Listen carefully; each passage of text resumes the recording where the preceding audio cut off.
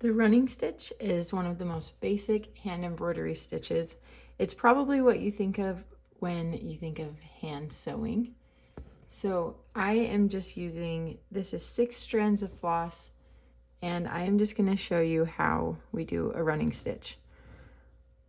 You just come up and down and then repeat the same thing. There's really nothing fancy to it. You don't have to do any tricks. You're just stitching the fabric.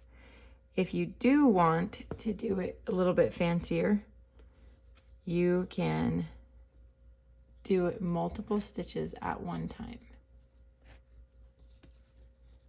Then when you pull your needle through, all of these stitches set at once, which is really fun to watch. But this is just a basic tracing stitch for embroidery. It's not used super often. One thing to consider is if you're using a really dark colored thread with a light colored fabric, sometimes you'll be able to see the stitches beneath it through the front. So just watch for that. And that is how we do the running stitch.